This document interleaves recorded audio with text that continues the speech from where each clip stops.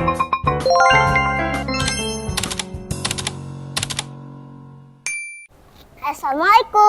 Hai sahabat Al, jumpa lagi di Duo Al. Hari ini Duo Al sudah berada di depan Museum Indonesia. Museum Indonesia ini letaknya di Taman Mini Indonesia Indah. Duo Al mau tanya-tanya ada apa aja sih di sini? Nah, jangan lupa ya sahabat Al dukung channel Duo Al. Jangan lupa like, komen, dan subscribe. Yuk kita saksikan. Sahabat Al, seperti biasa kita akan ditemani oleh tour guide yang akan menemani kita di Museum Indonesia Indah ini.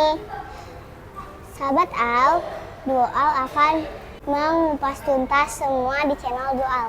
Yuk ikutin.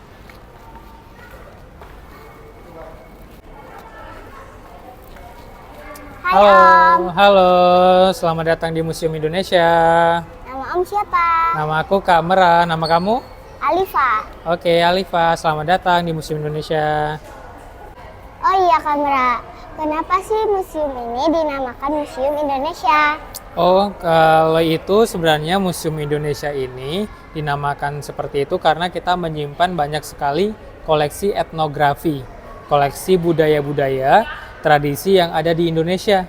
Jadi kita semua kumpulkan, kita masukkan ke dalam satu museum, makanya kita namain Museum Indonesia. Gitu.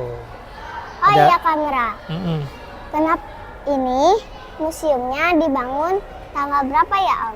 Museum Indonesia ini kita berdiri sejak tanggal 20 April 1980, tepatnya 5 tahun setelah berdirinya Taman Mini Indonesia Indah. Jadi ketika udah 5 tahun nih, Taman Mini ini mau merayakan ulang tahun dia yang kelima. Jadi diberikan hadiah yaitu sebuah museum, yaitu Museum Indonesia. Om, ada berapa banyak sih koleksi-koleksi di sini? Oh iya, di sini kita punya lebih dari 3.000 koleksi. Nah, 3.000 koleksi itu kita bagi jadi 3. Di setiap lantainya itu ada berbagai pameran-pameran. Di lantai 1, pamerannya itu temanya Bhinneka Tunggal Ika. Koleksinya itu mulai dari koleksi tengkorak manusia purba, kemudian alat musik tradisional, patung, wayang, dan juga ada pameran topeng. Kalau di lantai 2 kita punya pameran kain tenun. Nah, kalau sudah selesai ke lantai 2, teman-teman bisa naik ke lantai 3, itu ada pameran tentang ibu kota negara Nusantara. Ibu kota kita yang baru yang ada di Kalimantan Timur, gitu. Oh iya Om, di belakang Om kok ada lukisan besar banget, itu apa ya Om? Oh iya, kita bisa lihat di sini, ini ada lukisan namanya Peta Citra Indonesia. Nah, Peta Citra Indonesia ini merupakan peta yang dilukis di atas kaca oleh seniman kaca ternama dari Indonesia, namanya Bapak Rastika. Bapak Rastika ini merupakan pelukis kaca dari Cirebon. Dan yang kita lihat saat ini adalah lukisan kaca terbesar yang ada di Indonesia. Jadi teman-teman nggak akan nemu lukisan kaca terbesar selain yang ada di Museum Indonesia ini. Gitu. Kalau kita lihat secara seksama, di peta lukisan kaca ini kita waktu itu tahun 1980 masih punya 27 provinsi, termasuk salah satunya adalah Timor Leste. Nah, waktu itu kita masih punya 27 provinsi, tapi tahun ini kita sudah punya lebih dari 38 provinsi di Indonesia. Gitu. Ada lagi nggak yang mau ditanyakan? Kira-kira kamu tertarik sama ada ular naga di sebelah sana sama burung Garuda, maknanya apa? Iya Om, Iya. Maknanya apa ya Om? Maknanya kalau ular naga itu sering disebut sebagai ibu pertiwi. Dia adalah pelindung dunia bawah kita, jadi dia melindungi lautan kita. Sedangkan burung Garuda yang ada di sebelah sini itu adalah pelindung dunia atas, jadi dia melindungi udara dan tanah air kita. Dia diberi nama Bapak Angkasa, gitu. Itu adalah hewan-hewan mitologi ya, jadi nggak benar-benar ada. Oke, sekarang kita coba cari koleksi yang lain yuk. Oke, yuk, let's go. Oke, sekarang Alia kita sedang berada di Peradaban Manusia Indonesia. Nah, di sini itu kita belajar bahwa sebenarnya manusia Indonesia itu sudah ada sejak lama sekali, ya. Mulainya itu sudah sejak 1,5 juta tahun lalu. Buktinya apa? Buktinya itu adanya penemuan manusia purba Homo erectus. Nah, Homo erectus ini ditemukan kurang lebih 130 tahun lalu oleh salah satu peneliti dari Belanda namanya Eugene Dubois. Nah, kalau kita lihat, mungkin Aldia penasaran Homo erectus ini bentuknya seperti hewan apa ya kira-kira? Tahu nggak? Ini mirip-mirip simpanse, mirip-mirip monyet gitu. Nah, dia kurang lebih hidupnya 1 juta sampai 60.000 tahun lalu, ya. Kemudian ini ditemukan di suatu kompleks di desa Sangiran, ya.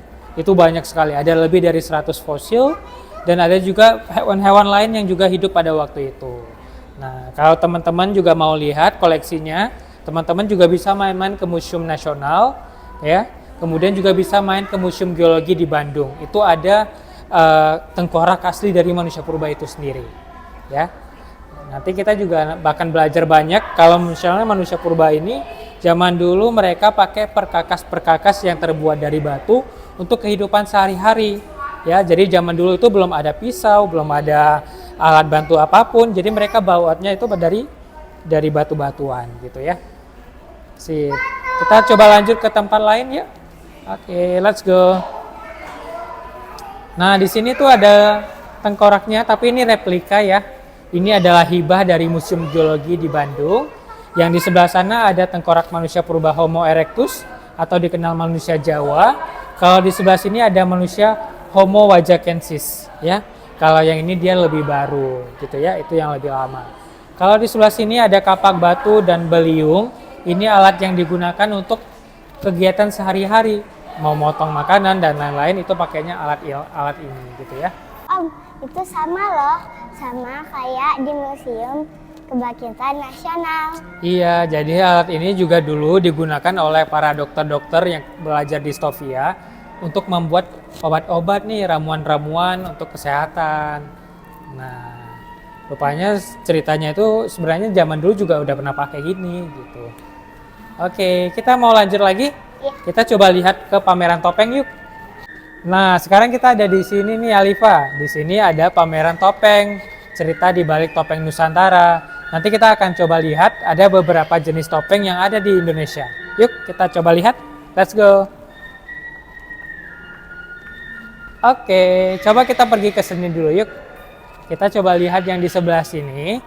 Ini ada topeng yang digunakan untuk ritual. Topeng ini adalah topeng hudok dari Kalimantan. Ini punyanya suku Dayak. Fungsinya apa? Fungsinya pertama itu kalau misalnya mereka lagi musim panen, mereka itu saling mendoakan pakai topeng-topeng ini rupanya. Topeng ini mereka pakai, kemudian mereka pakai baju yang terbuat dari pelepah pisang, kemudian mereka menari-nari. Nah, makanya ada nama tariannya tarian topeng hudok. Ya. Selain itu, topeng ini juga digunakan untuk menakut-nakuti hama yang ada di sawah, burung ya. Kemudian mereka pakai topeng ini untuk menakut-nakuti biar mereka itu, hewan-hewan itu tidak makan padi gitu. Paham? Paham. Oke. Sekarang kita coba lihat topeng yang jenis lain yuk. Oke, coba kita lihat topeng yang besar di sebelah sini. Ini adalah topeng Gajah Waktra. Topeng ini dari Bali, ya. Topeng ini digunakan untuk dekorasi. Jadi dia bukan untuk ritual. Nah, Alifa tahu nggak sih fakta unik dari topeng ini? Gigi dan taringnya ini itu diambil dari hewan babi hutan asli. Wow. Nah, ya. Jadi ini adalah topeng gajah. Ya, kalau untuk masyarakat Hindu, gajah itu diibaratkan sebagai dewa pendidikan. Ya, makanya tuh kalau kita lihat di simbol-simbol kampus-kampus di Indonesia, misalnya di ITB tuh ada gambar gajah Ganesha karena dia simbol pendidikan, edukasi, gitu ya. Sip. Oke, kita jalan lagi, let's go. Kita ke yang paling terakhir yuk. Kita lewatin yang ini.